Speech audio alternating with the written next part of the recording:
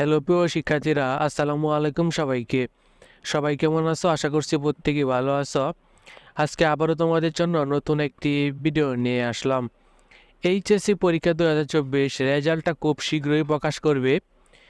আসলে অনেক বেশি ভালো হতে যাচ্ছে এইচএসসি 2024-এর রেজাল্টটা। আজকের ভিডিওতে তোমাদের সাথে বিস্তারিত শেয়ার করব।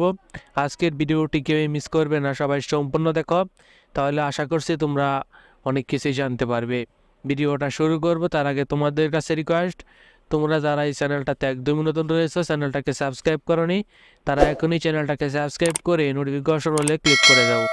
আর যারা আগে থেকেই চ্যানেলটাকে সাবস্ক্রাইব করে রাখছো তাদেরকে অনেক অনেক ধন্যবাদ। তো চলো আজকের ভিডিও শুরু করা যাক। এইচএসসি পরীক্ষা 2024 রেজাল্ট প্রকাশ করার প্রস্তুতির কাজ চলছে। ইতিমধ্যে রেজাল্ট প্রায় কমপ্লিট করা হয়েই গেছে, আর কিছু সংখ্যক কাজ বাকি রয়েছে। তো সেই কাজগুলো হলেই কিন্তু রেজাল্টটা প্রকাশ করে দেবে।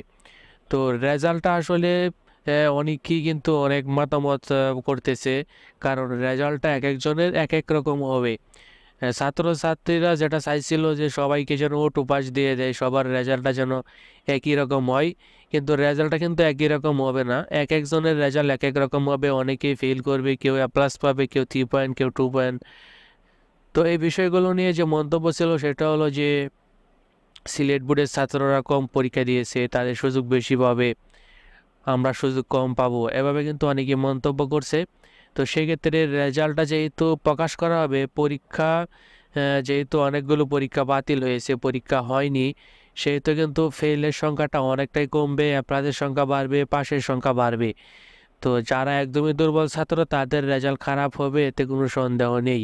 যারা মোটামুটি একটু ভালো পরীক্ষা দিয়েছ, লেখাপড়া করেছে মোটামুটি, তারা রেজাল্টটা কিন্তু অনেক বেশি ভালো হবে, এটাই কিন্তু বলা হয়েছে।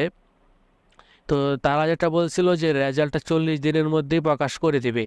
সেই ক্ষেত্রে আজকে কিন্তু রেজাল্ট প্রকাশের কাজ চলতেছে, অনেক দিন হয়ে গেছে।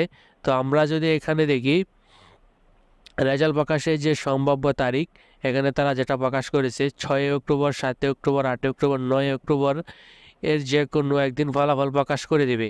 এটা কিন্তু তারা সম্ভাব্য তারিখ হিসেবে দিয়েছে যে 6, 7, 8, 9 অক্টোবর রেজাল্ট, যে কোনো একদিনে রেজাল্টটা প্রকাশ করে দিতে পারে। তো আমরা ক্যালেন্ডারের দিক দিয়ে গেলে সেপ্টেম্বর, এটা সেপ্টেম্বর মাসের প্রায় শেষে চলে গেছে। তো অক্টোবরের 6, 7, 8, 9, তাহলে সময় কিন্তু 1 সপ্তাহ। রেজাল্ট প্রকাশের সময় কিন্তু খুবই নিকটে চলে এসেছে, 10 দিন সময় লাগতে পারে, 1 সপ্তাহ 10 দিন সময় কিন্তু রয়েছে রেজাল্ট প্রকাশের। এমনও হতে পারে কালকেই কিন্তু রেজাল্ট প্রকাশের যে শিওর যে তারিখটা, অর্থাৎ যে তারিখে রেজাল্টটা একদম প্রকাশ করবে, কটার সময় প্রকাশ করবে, সব কিছু মিলিয়ে ঢাকা শিক্ষা বোর্ডের অফিসিয়াল ওয়েবসাইট এবং বিভিন্ন যে নিউজ ওয়েবসাইটগুলো রয়েছে বা নিউজ মাধ্যমেও কিন্তু তারা জানিয়ে দেবে যে এত তারিখ সকাল 10টায় বা 12টায় রেজাল্টটা প্রকাশ করা হবে। তো এটাই হচ্ছে বিষয়, তোমাদের রেজাল্ট প্রকাশের আর বেশি দেরি নেই, খুব তাড়াতাড়ি তোমাদের রেজাল্টটা প্রকাশ করে দেবে। আর রেজাল্ট নিয়ে কোনো চিন্তা করার দরকার নেই। যারা রেজাল্ট নিয়ে চিন্তা করতেছে, আমি মনে করি তারা মোটামুটি ভালোই পরীক্ষা দিয়েছে। আর রেজাল্ট নিয়ে যাদের চিন্তা নাই, তারা হয়তো বা একদম ভালো পরীক্ষা দিয়েছে, নয়তো বা একদম খারাপ পরীক্ষা দিয়েছে।